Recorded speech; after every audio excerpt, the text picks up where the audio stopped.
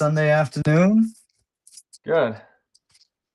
Good. Yeah. Thank you for being willing to do this interview today. Of course. And then for the interview, like I wanted to talk to you first. Do you want me to I'm hopping on here on my phone. Do you want me to switch to my computer? Either way is good. Okay, cool. Whatever's And best for you. perfect. And do you care that I'm like in like a casual shirt? Should I throw on a t-shirt? It's up to you. If you're good with you the way you are, then we're good with it. I feel good, man. I'm just excited to talk to you. Yeah. Same here. Same here. So you've been teaching for remind me how many years? 13. This is my 13th year. Okay. And you been elementary the whole time? Yep, yep. Same school, Meadowlark Elementary in the Salt Lake City School District. I always knew when I became a teacher that I wanted to teach at one school my entire career. I wanted to plant deep roots, really get to know the community and be a member of it and try to help it grow over time. And I'm 13 years in. I'm hoping for another 22 and loving it. Yeah. Yeah, that's great. That's great. Yeah, I've been teaching 8 years, and I started out at South Davis Junior High, and then I've been at Valley Junior High for the last 6 years. Very cool. Yeah. Yeah. And So how are you loving it? How are you loving the classroom? it's good. It has. I mean, there's tough days, but there's definitely a lot of rewarding days. And I teach history, and so I love being able to teach aspects of history that maybe aren't always covered in textbooks or in a lot of Hmm. other classrooms. Maybe diving into more of like the controversies that exist. Absolutely. My dog was trying to break in on us. I don't know. You're Be good. like, What led you to want to get involved in like the legislative process? So you became a state legislator this year. yep, yep. I apologize. Hey, my daughters are invading here. Girls, Oh, you're out. good. Hey, I'm doing an interview right now. Out, out, out, out. Hey, 10, 9, 8, 7, 6. I apologize. So there's so much, man. Oh, we're good. No Hey, problem. girls, I couldn't be more serious. Out. Let's go. 3, 2, 1. Out. That dad life, man. It's the kids during the week, and then my daughters on the weekends. They just Sure. torment me. No, I apologize. Do you mind asking that question again?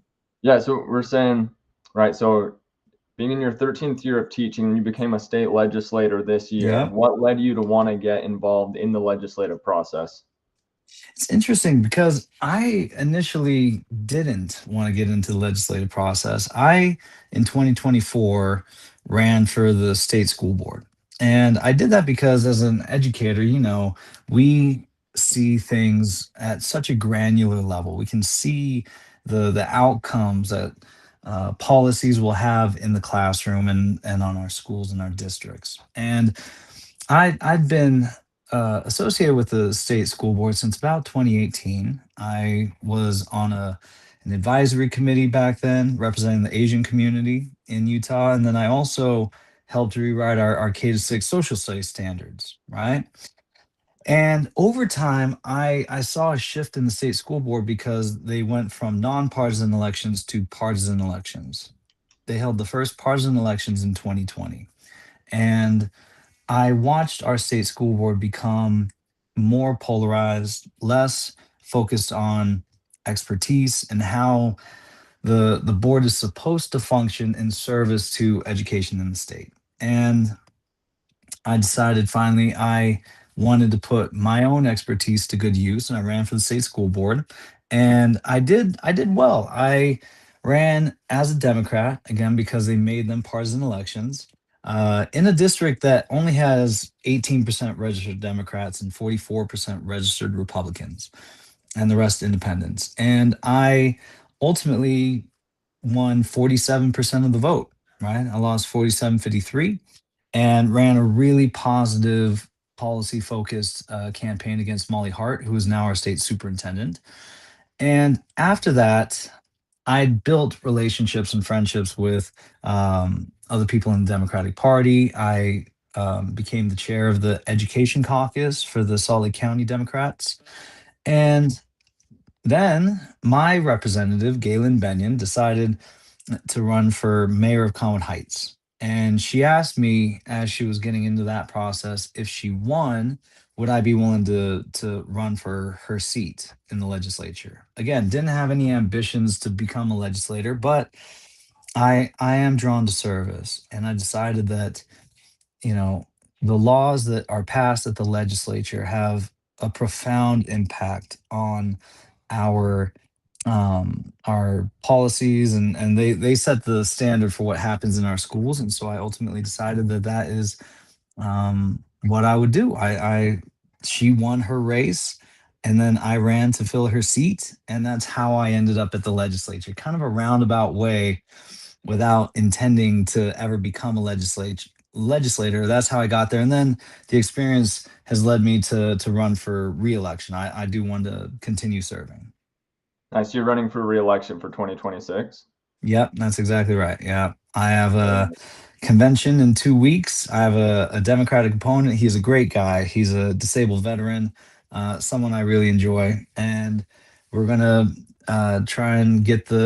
we're going to compete for the support of delegates at our Democratic convention. And then um, whoever wins will go on to the general. I feel very confident that I'm going to win that. I won their support before, and um, the feedback I've gotten has been incredibly positive. Everyone likes having a school teacher up at the legislature. The way that we as school teachers can speak to ed policy is unlike anybody else up there, and the way that I share what's happening at the legislature through social media videos and a newsletter that I put out, people have really appreciated. They find it incredibly helpful, and I'm just doing the thing that we do in the classroom all the time with our kids. That makes sense. When now it's Mayor Benyon. So when she was elected Hmm. mayor, how did the election like work out, or like was it like an appointed thing, or you ran? Did you have like challengers at that point? Yeah, yeah. And can you hear my daughters through the mic here? Okay. I'm No? I'm not hearing them. No, we're Okay, good. good. Good. No, so the process is different depending on what kind of seat gets vacated, but for a House district seat, the way that it works is they open it up, and anybody who is a Democrat, or if it's a Republican seat, a Republican within that district can file to run. And then ultimately they're voted on by the delegates within that district. And so I filed along with three other gentlemen.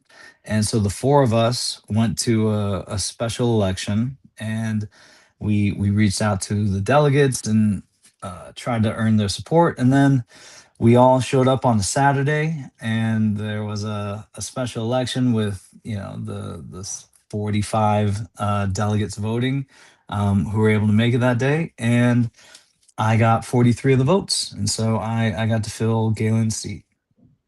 Very nice. With so with being a teacher, right? Because I think there's a lot of teachers that would be interested in running. Explain how that works with your district. Do they have a long-term sub for you for the whole session? Yeah, well, I have to find my own long-term sub, right? The same way that we all do. But I went on unpaid leave to serve for the 7 week session. There are interim sessions throughout the year, and I'm just going to have to use PTO for that. But I found a fantastic long-term sub who's also a sixth grade teacher herself, looking to get hired in the Salt Lake City School District. So she knew the content. She was able to do a great job with my students. And I get paid by the legislature. It's less than we make as teachers, but I'm getting paid. My wife is also she makes more money than I do. So I'm in a rare position where, as a school teacher, I can serve at the legislature without it taking too much of a toll on my work life, my personal life. It all worked out really well. Nice. I'm glad that works for you. What do you think students should understand about the legislative process that might sometimes be confusing for them, that they might not always grasp? That's a great question. First of all, too often students don't understand what the legislative process is, how laws get made at the state level, let alone at the federal level.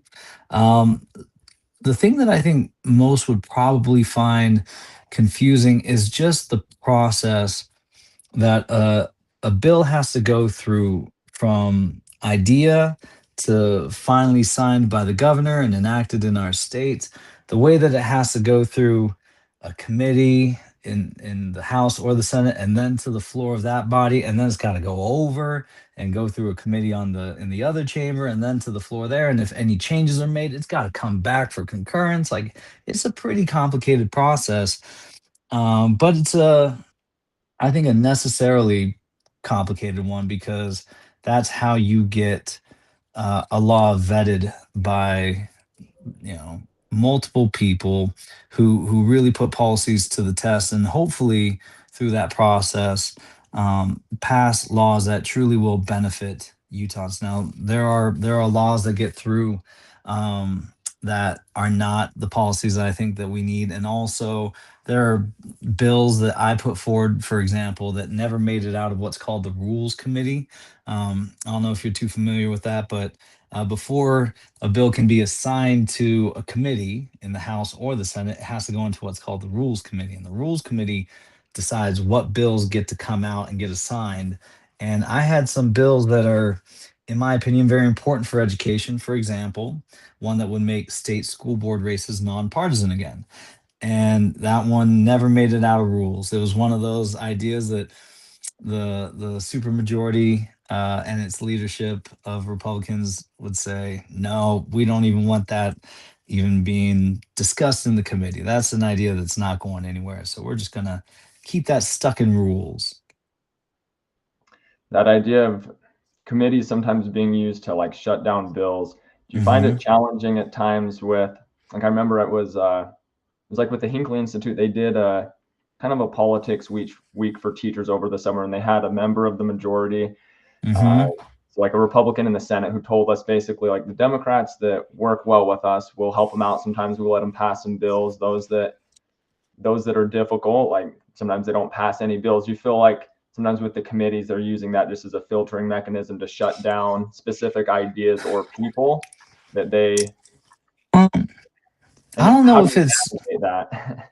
yeah, I don't know if it's so much the committee. It can be in the committee, but it's also there on the floor, right, of the body. For example, I had a bill this session that was a very not controversial bill. It was simple. It would require landscape contractors who already have to do 6 hours of continuing education every 2 years to require that one of those hours, at least one, be dedicated to the study of water wise and fire wise principles, right? We're going through a drought in the state. The risk of both uh, wasting water as well as fire breaking out and coming towards our homes is a very real risk. And so just building capacity in our landscape contractors to help us as we transform our landscapes, make good choices, pretty straightforward. Got through uh committee on the House side barely. Well, let me say it like this. I had to go to committee twice on the House side, but for purely policy reasons. The first time I brought the bill, it also included general contractors, and there were people on the committee who just like, "Nah, I can't have that." So the process worked. They applied some good pressure to the bill, and I collaborated and worked with Republican colleagues to reach a place with the language where it would work out for everybody, where it would be acknowledged as a good policy. Made it through the House floor. After that, went over to the Senate. I sailed through committee. There were only 5 senators in the committee. That's a smaller body, but they voted unanimously to let the bill through because it's truly a not again, it's just a good idea. It's a good bill. But then when it came to the floor, I was told by my colleagues, "Hey man, you got to go over to the Senate side. You got to watch your bill pass." I said, "Okay." I went over to the Senate side, and there are some senators over there who just, I haven't built a relationship with them, and they know me to be an education activist and not always one that agrees with them. And so they just, for purely personal reasons, maybe they were hazing me. They just started changing their votes from yes to no. Like by the time I got over there, it was like 8-2 in favor of my bill. It was cruising. I even had a Republican floor sponsor on that side who was running the bill for me. Every time a bill changes from one house to the other, you have to have a sponsor in that body. And mine was a very well respected Republican. But even still, as soon as they saw me, the senators who had voted yes started changing to no. And by the end, it barely passed 15-13. If even one senator had changed their vote, it would have one more, it would have gone to 14-14 and failed. And and so, you know, is that vetting, or is that just, taking shots at the newest member of the minority caucus?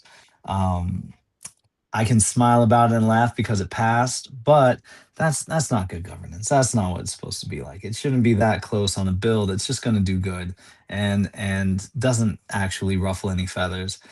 So, to your question, it's not just committee where those things get vetted, and also, as you said, some people can just choose to shut down a particular representative or a particular senator. It can happen anywhere. But thankfully, even though I came into the legislature with a reputation as an advocate and an activist, I demonstrated pretty quickly that I was there to work. I took it very seriously. I was also there to be bipartisan and collaborate on the things that we could all agree were good policy, and so they let my bill through. That's good. I'm glad it was able to pass. That's kind of wild that it switched that quickly and it was in question if it was going to. It's so funny because you know, you have a vision in your mind of legislators and how serious they must be and how seriously they take their work. When my bill was being considered on the House floor, it goes up for a vote. And in the House, we all have buttons. You got a yes button, a no button, and a speak button. And when you push your yes button, it's green on the board, no is red. And as soon as they opened the voting for my bill, it all lit up red. And it was just because they were messing with me. They were just having some fun. And then they started switching green to red, green to red. I was watching, I was like, these are our elected officials. They're like my sixth graders. They're just like joking around, having fun. I'm like, oh my goodness. But it also it humanizes these people who are making our laws. It shows that, we're all just people. And we're all just doing the best that we can, and we're trying to have a little bit of fun when we can. And there are a few who are running legislation that I just find really reprehensible often, but they're a minority. And some of those bills that passed out of the House and went to the Senate, they got killed um, before they could become bad laws. And so some of that work that the Senate does to kill certain bills that come out of the House can be incredibly beneficial to the process and to our communities. That makes sense. And you don't have to answer this, but thinking of Trevor Lee, is that yeah, if Yeah, you don't want to, but yeah, 'cause that's kind of what yeah, I was following. It sounds like yeah, definitely. some of his stuff got killed in committee meetings and wasn't passing. Probably, I Yeah, would imagine there's members in his own party that are like, hey, this guy doesn't always represent us or make us look good to the general exactly. public. Yeah.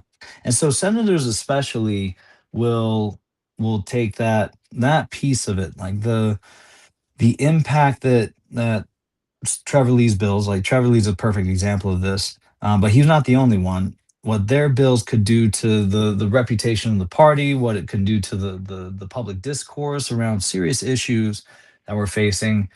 There was a bill that was pretty notorious, HB 88, that was cutting public benefits for undocumented individuals in our communities statewide, and it kept getting substituted in the House until it got to a place where maybe it was palatable to some and it could pass. And it came to the House floor, and we had a robust debate about it, but it was mostly Republicans debating with each other, right? And more moderate Republicans saying this isn't who we are, this policy isn't where it needs to be, and ultimately they voted to hold HB 88. and we were like, "Yay!" But then Trevor Lee pulled a bit of a legislative, I don't know, maneuver where they took the text and like the main thing that this final substitute of HB 88 would do, and they put it inside of another bill, HB 396, um, with a different sponsor, Lisa Shepard, and they were barely able to pass that out of the house, and it was incredibly frustrating. um but when it left the house and went to the Senate, no senator agreed to be its sponsor, right? And like I said, you have to have a sponsor in the other body to pick up that bill and carry it forward. No sponsors stepped forward, and so the bill died. And that was again a demonstration of how senators can stand on principle and say, you know what, this legislation doesn't reflect us. It's not what we're trying to do, and we're going to let it die over here in our body because we got more serious bills to pass, and we don't have time for this nonsense. That makes sense. Yeah, I didn't know he didn't have a Senate sponsor. Mm-hmm. Yeah. On this topic of it's like partisanship, right? And working with conservatives. Last year when there was the anti-union bill, like Mm-hmm. you're one of like the lead people that's out there getting signatures. I remember you were posting on social media where you Oh were yeah. going out to I think at bars and getting signatures on school nights. That's And that right. was and right in Utah where we have a lot of conservatives. I have friends that are liberal, I have friends that are conservative. Mm-hmm. Sometimes people view unions as more liberal, right? And sometimes conservatives don't like unions. If you had to try to make a case to a conservative of the value of like UEA, the value of teachers Mm-hmm. having a union, what would you try to communicate to them? I would just say that unions are groups that we form ourselves, right? It's workers coming together, taking money out of our paychecks to create an opportunity to have a greater voice in our wages, our working conditions, and the things that most matter to us, not just as employees, but as providers in our families, right? And people all the time say, yeah, teachers should get paid more. Teachers should get this. Schools need that.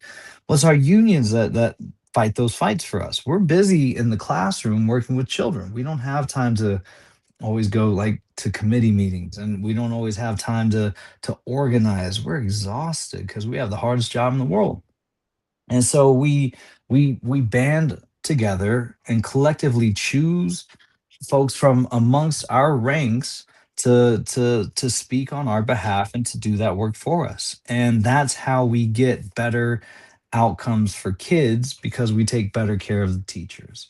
And a lot of you know a lot of conservatives come from the lens that what's good for workers is often bad for business, right? They come from it from the lens of like you got to have flexibility for business owners, for companies, and unions will often be too rigid or they'll ask too much, and they can gum up the works. And for me, I from my perspective, see the flip side of that, where too often workers' rights are not honored, and workers are overworked, underpaid, all the negative outcomes that come when people are left without a voice. And I think that unions do not necessarily have to be um, uh, anything that conservatives need to be worried about. And there's plenty of conservative members of our unions, right? Especially here in Utah, you got an incredibly diverse teacher workforce because we have a very diverse state. You've got urban, you've got rural, you've got affluent, you've got Title One, you've got people from all kinds of backgrounds, and we as educators don't always see eye to eye. If you like ever go into a faculty meeting, you'll see within the school building there's a lot of different opinions on how things should be run and what should be stood for and not. But when it comes to our unions, the goal is to improve conditions for teachers so that we can improve conditions for our students. And I think that that idea is something that everybody can get behind. You you think that if unions were to be outlawed the way that that bill wanted for teachers, I feel like you'd see like more teachers that are forced to do like lunch duty, less money for supplies, more uh, just mandates on teachers that would drive people out of the profession.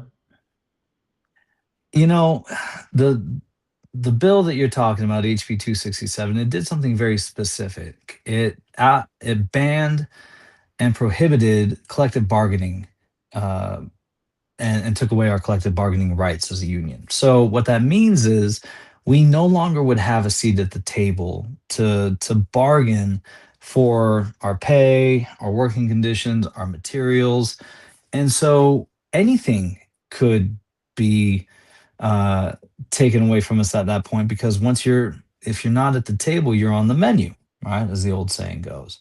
And that's why we fought so hard to keep those collective bargaining rights, because who knows what they would come for, but they could come for anything if we don't have the right to collectively, with one voice, bargain and try to get the things that we feel we need, while also addressing the concerns that they have on the other side of the table. And that's also, more than anything, how you create a healthier work environment when there is constant dialogue.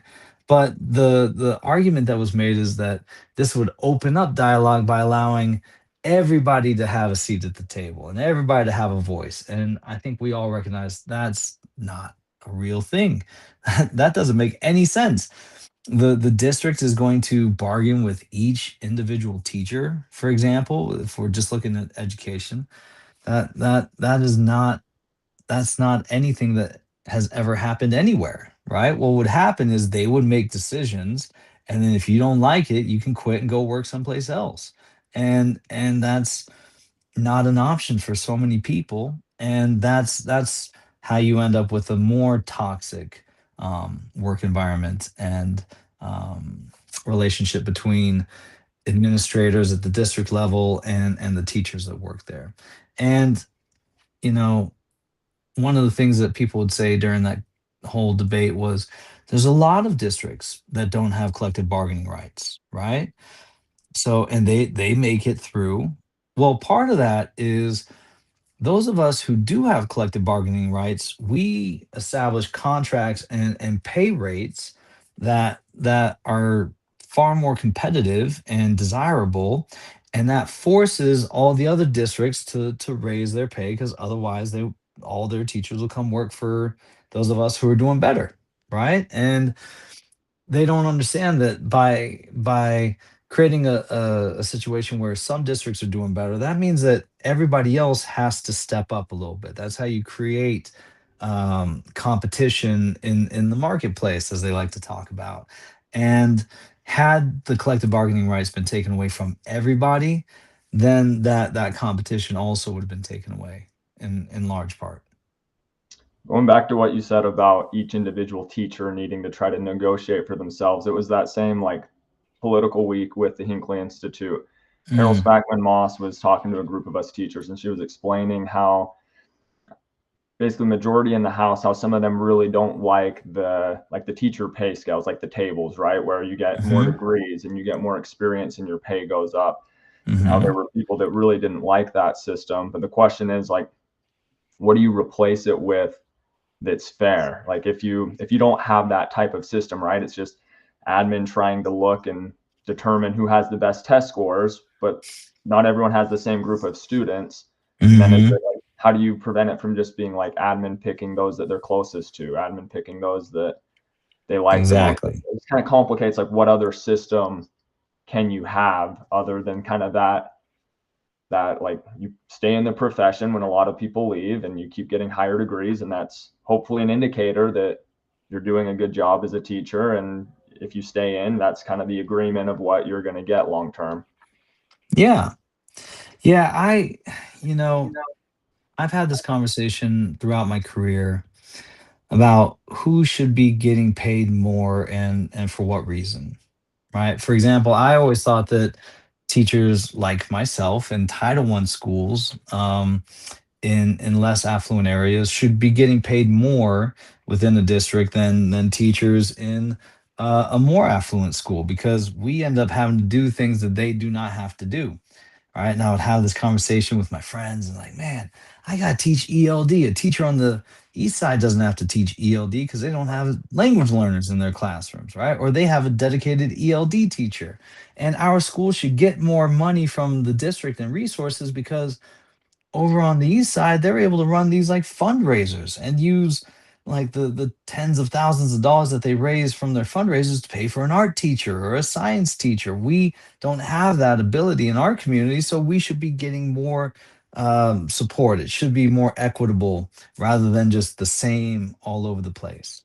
And I do still believe many of those things. However, I also recognize that if you're running a system and you're trying to constantly calibrate for all these different variables, that becomes complicated and it pits one school against another school or one community against another community. And so I think that the system that we have now makes a lot of sense in that if you're going to incentivize something in the system, incentivizing longevity, like keeping people in the profession, that's a good thing to incentivize. The longer you're in, the more money you make.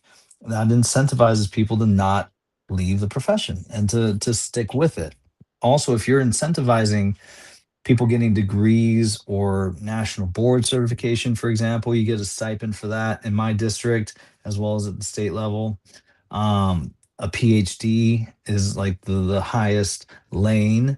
I think it makes a lot of sense to incentivize, you know, building capacity as you grow throughout your career. Um, and I would love to see other things, like, for example, a stipend for working in a highly impacted school put into place. But I certainly don't want them to take away the steps and lanes and replace it with something that, like you said, was more subjective and could be more um, built around the personal relationships an administrator has rather than the excellence that the teacher is demonstrating and has built inside of themselves over the course of a career. Right. Right. Yeah, I think that's a good way that you put it, of trying to trying to provide an incentive for longevity. That's a Yeah. good way to keep good people in the profession. Mm-hmm.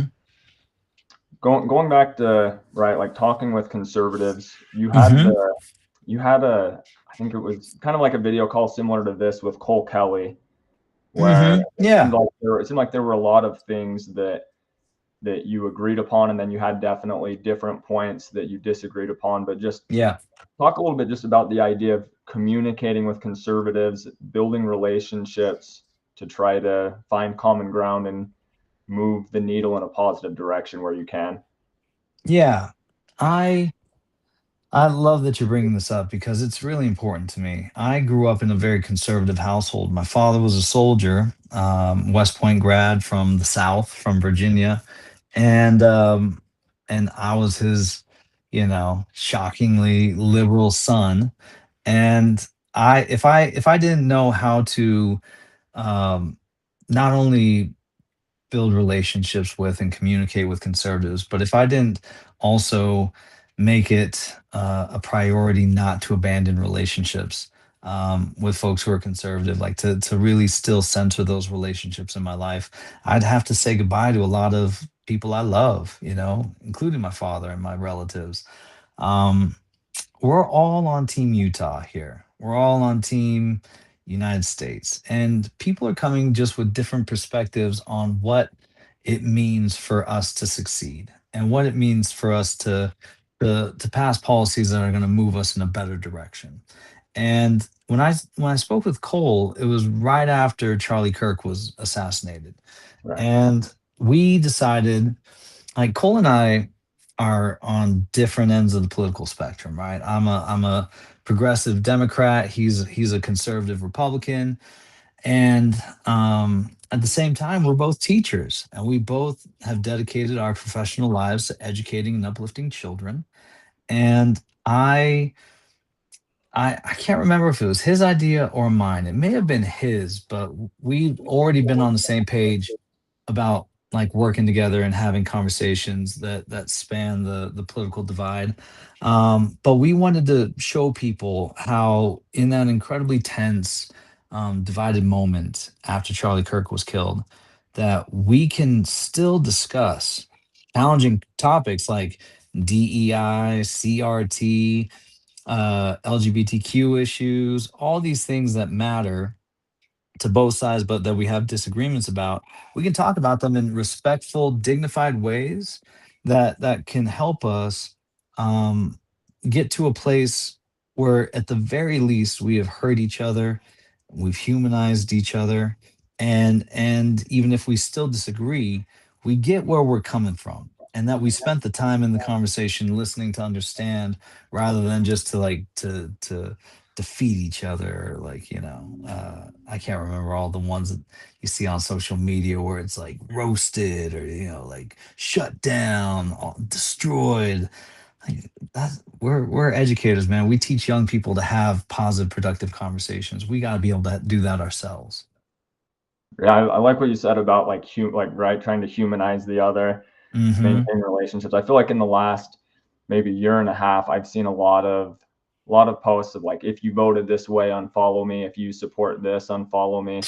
And I Totally. understand I understand the temptation with it, right? And I have close friends that I deeply disagree with on specific issues, but there might be other issues where we can find a level of common ground. And it's kind of like if you cut people out of your life, you might be like you might be one of the only people that they know that they know well, that has a certain like belief system or has certain views.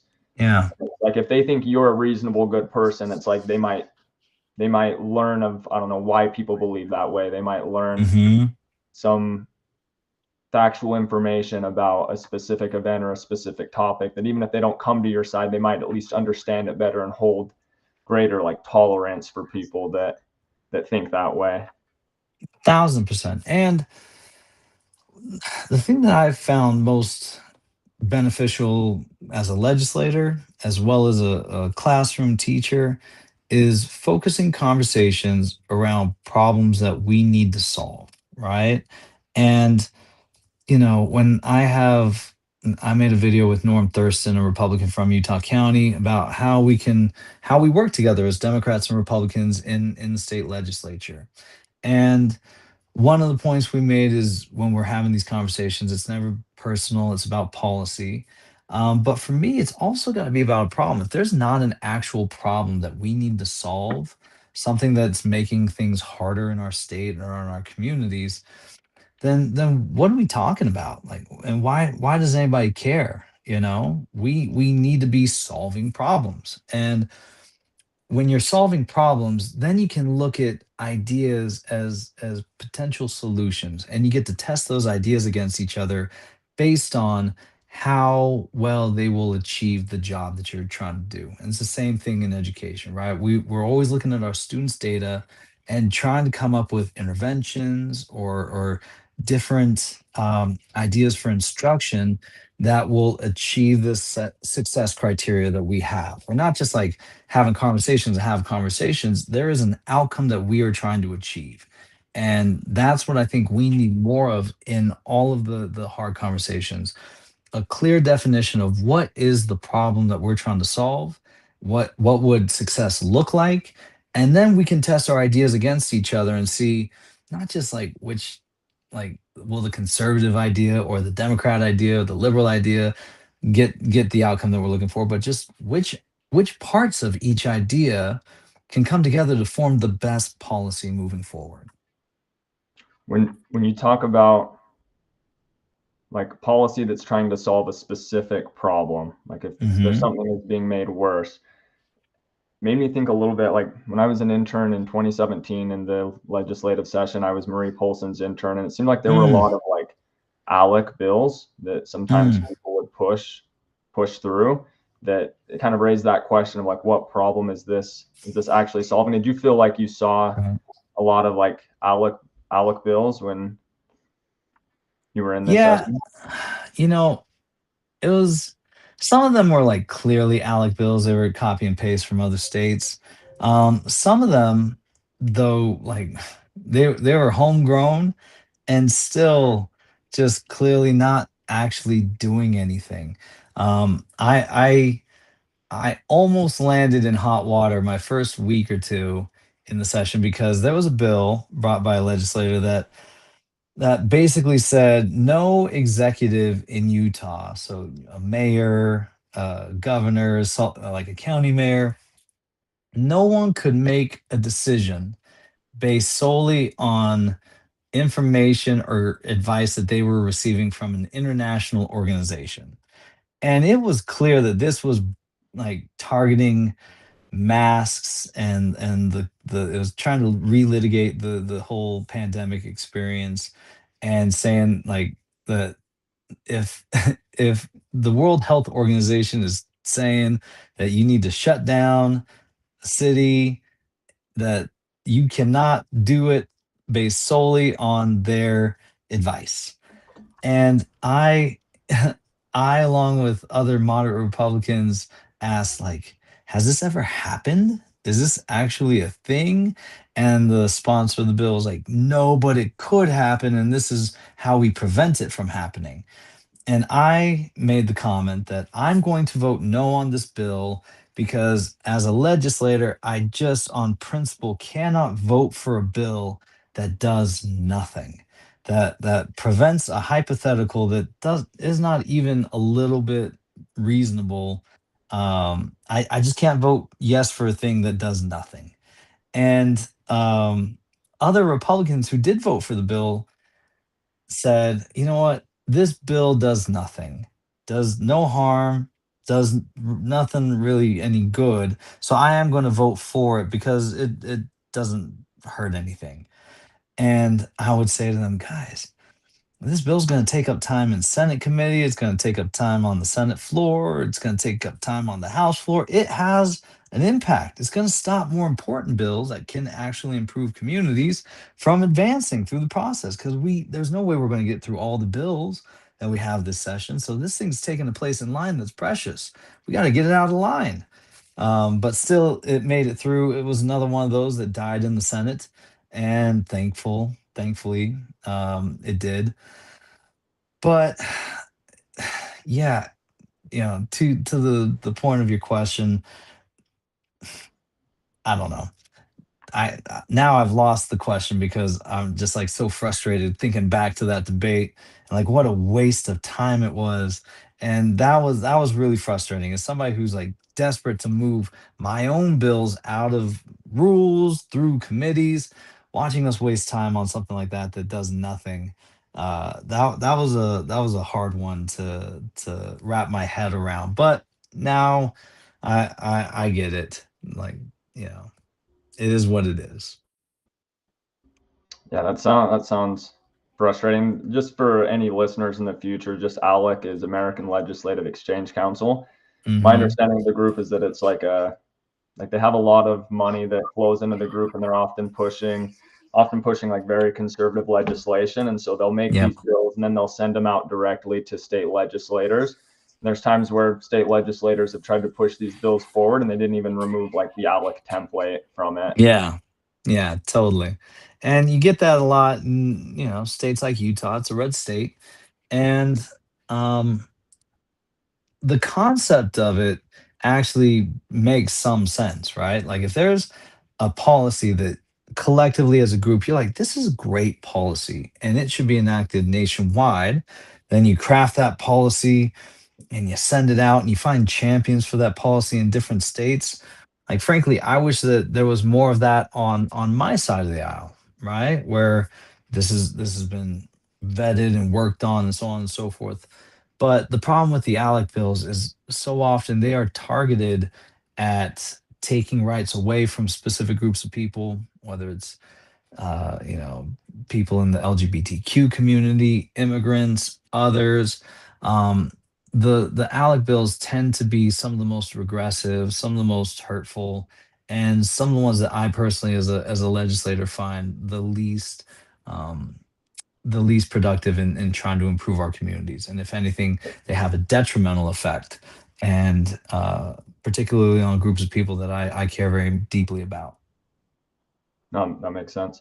We talked about at the beginning, like what students should understand about the legislative process. How about teachers? What do you think teachers should understand about the legislative process, and how can they use their voice or try to get involved? Yeah, the thing that I would love for teachers to understand is that the work that's done during the session, you can have an impact on it, but it's harder because the train's already left the station, right? And so if there's a bill that you don't like and you reach out to a bunch of representatives, that can have an impact. It can convince people to vote no on a bad bill or yes for a good bill. um, but if you really want to help impact the policies themselves, then now's the perfect time to be reaching out to your representatives and senators. There's a May 1st, uh, not deadline, but on May 1st, the window opens for the next session's bill files. So I, for example, had bills because I came in later in the session, that had numbers like HB 313, HB 478, right? Because they're numbered based on when they come in. So I was up in the 300s, the 400s. I want some like HB 16, right? This action this year. I want to be in the double digits. And the way that you do that is you get in there in May and you submit then. And so right now legislators are thinking about the bills that they want to run against. Some of them are the bills that they ran last year that just timed out. So they already know I'm running this bill again. I'm going to run my nonpartisan state school board elections bill again, even though it's probably not going to make it out of the rules committee, and maybe it will make it to a committee this session, but it's still good policy that I feel very passionate about and that I'm excited to run.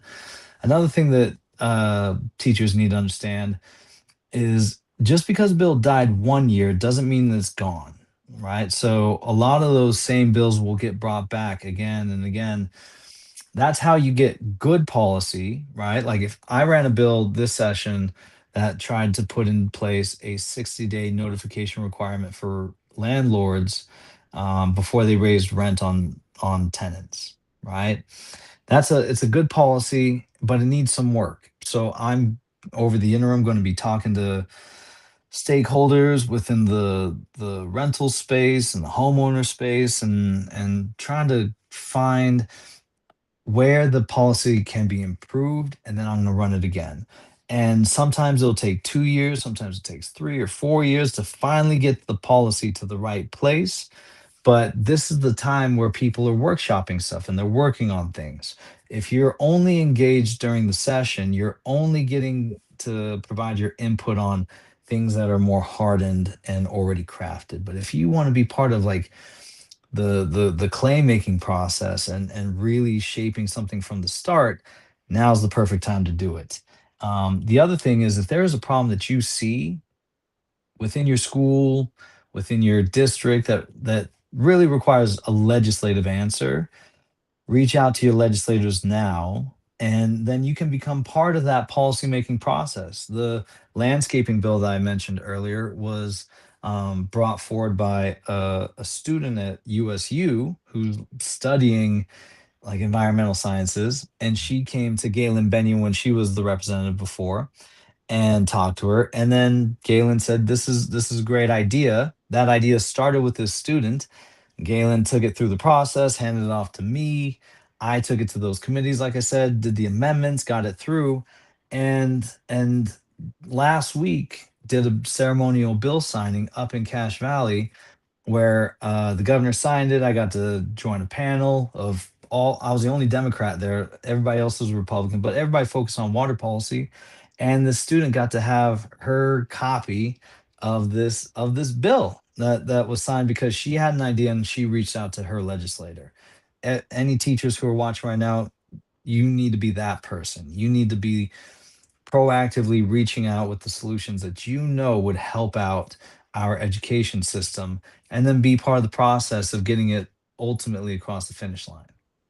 So you recommend teachers reaching out to legislators with problems that they see in their school. Let's say a teacher doesn't have the most education friendly legislator. Hmm. You think it's Yeah, okay for them to reach out to those that are education friendly, even if they're not totally. in the same district? Absolutely. So there is a stronger relationship between constituents who are within, for example, my house district. I'm more likely to want to meet with them, to talk to them, to take their problem very seriously. But if somebody reached out to me and say, "Hey, I'm not in your district. I live in St. George, but I'm an educator, or I know that you care about education. Here's this thing that I've seen, and I think it's a really serious issue." And, you know, on the flip side, this is a solution that I think would help that issue.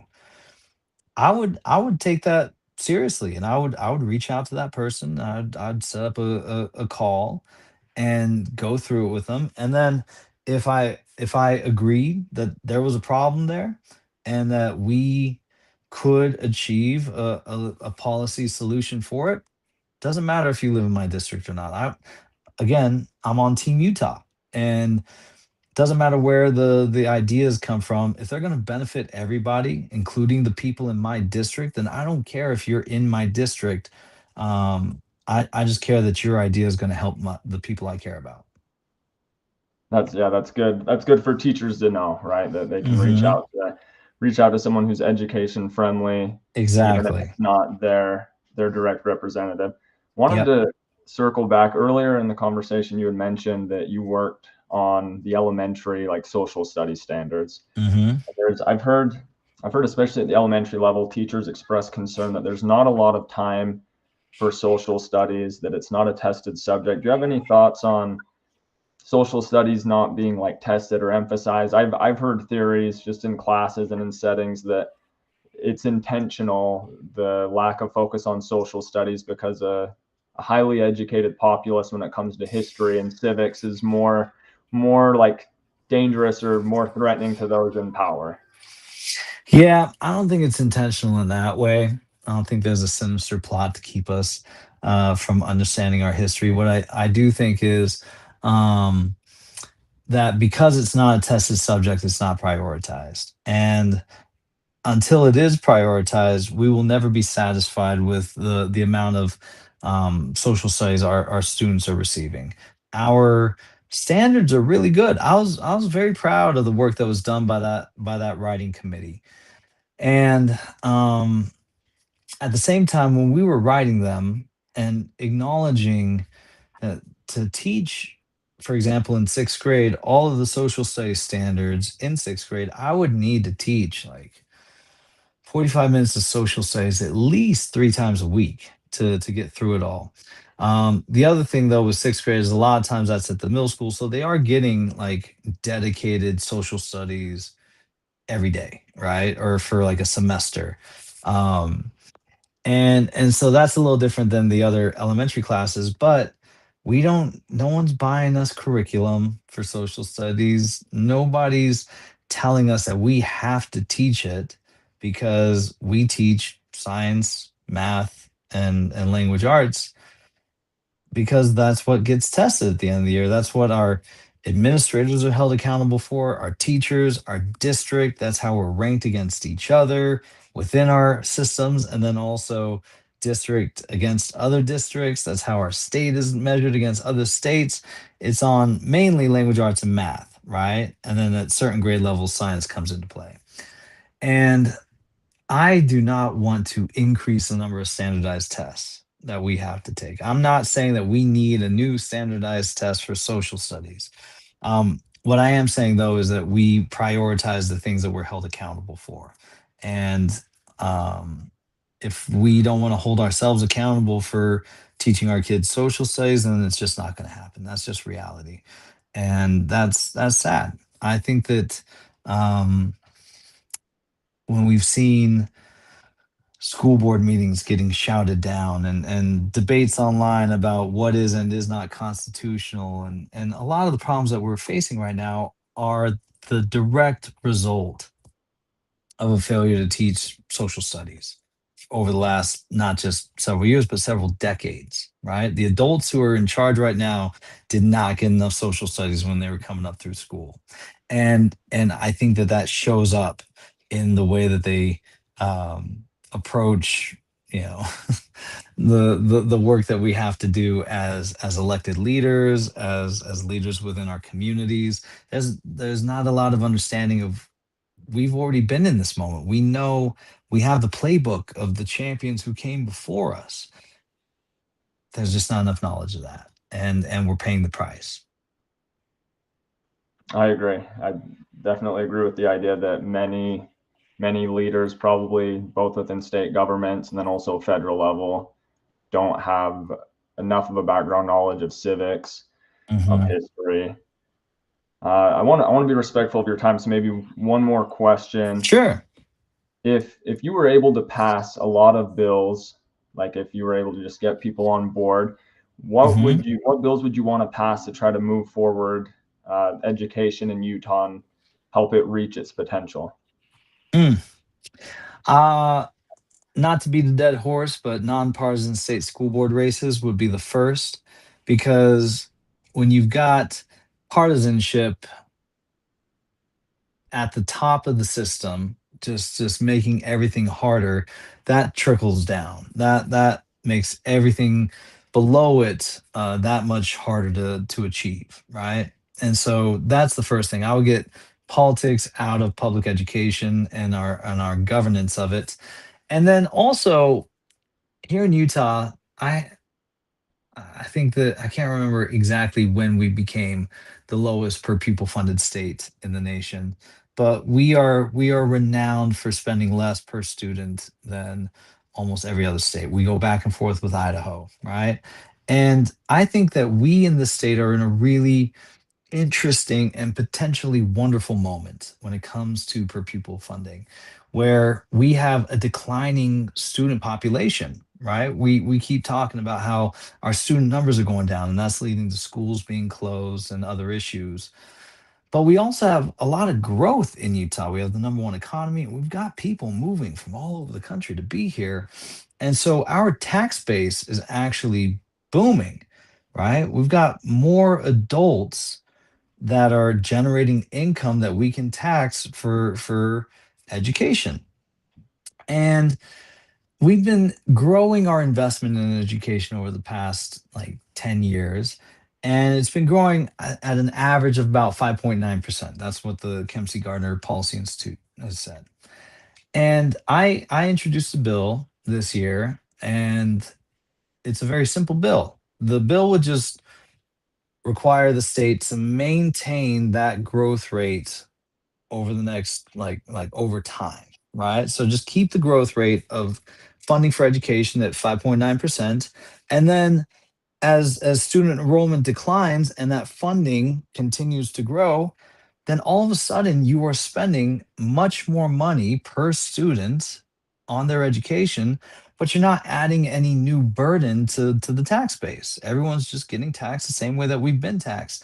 The problem is the inclination is if numbers are going down, then funding should go down too, because you don't need that much funding to fund these kids. But if we could just maintain our current level of funding and its growth, and allow our state to become one of the top states for per pupil funding, then I think the outcomes we would see improved for kids would be profound. In my school district right now in Salt Lake, we're looking at a third of our social workers losing their jobs for the next school year. We're looking at arts programs and music programs getting cut. And it kills me because that it doesn't have to be that way. We have enough funding for education if we just tax at the level that we need to, and generate the revenue in our state that we need to. But as a legislator, I had to watch different groups of people coming up to the Capitol this year to fight for their funding. Folks like disability advocates trying to keep DSPD funding, so that the people who rely on it for wheelchairs and other assisted technologies, they were pleading to legislators to not take away their funding. And for me, that's a clear signal that we're doing this wrong, and it doesn't have to be this way.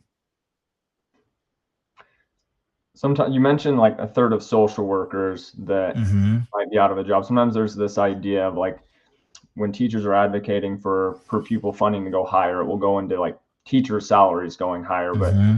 what you're highlighting, right? It's like support staff, more social Hmm. workers in schools to help kids with maybe difficult paths, or Yep. paraeducators that can pull kids Yep. off and help with remediation and try to help those that are struggling with reading or other areas. Yep. That's exactly it. You know, when we as educators fight for increased education funding and per pupil funding, um, v- it's we're not talking about raises for teachers. We're talking about increased resources and supports for students. And too often people want to put more money into like computer programs or things that are cheaper than humans are, because you hire people, that's expensive. And so they're like, oh, you know what, maybe instead of hiring another paraprofessional, we just pay for this like reading program, and they can just do it on the computer, and then you don't have to pay for anybody's benefits, et cetera, et cetera. But we gotta recognize that there's an added benefit when you invest in school nurses, social workers, psychologists, counselors, paraprofessionals. Not only are you getting more human capital into our schools, but you're also providing jobs to people who live in our communities, right? This is good for our local economies. It's good for our students, who then become the economic drivers of our workforce. This is a return on investment that we in the state really rely on. And to bring this full circle to the start of our conversation, when we're talking to conservatives about education ideas, oftentimes the things that we find compelling are not compelling to them, right? Like sometimes we're like, oh, but man, just think about how this is going to look in the classroom. They're like, like, that's not an argument that moves me. But if you're like, you know what, this is a smart investment that will generate greater revenue over time, because if we invest in these support staff and students achieve at a higher level, then they will become, better employed in the future, and therefore will pay more as consumers and as taxpayers. And so it will create more money for the state in the long run. Then they're like, "Mm, okay, I could see that. Maybe that is something that we should invest in."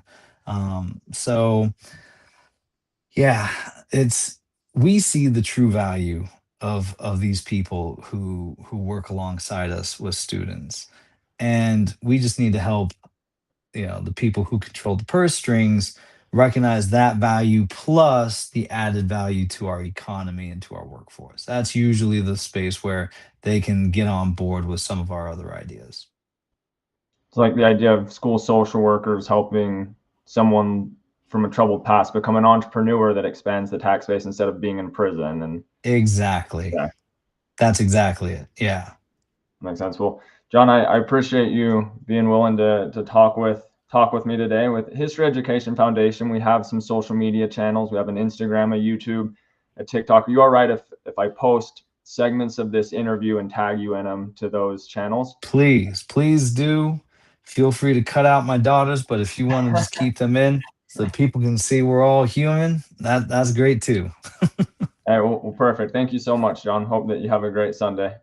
Hey, you too, brother. Thank you so much. This was a treat. Hey, yeah, thank you. We appreciate it. All right, see you.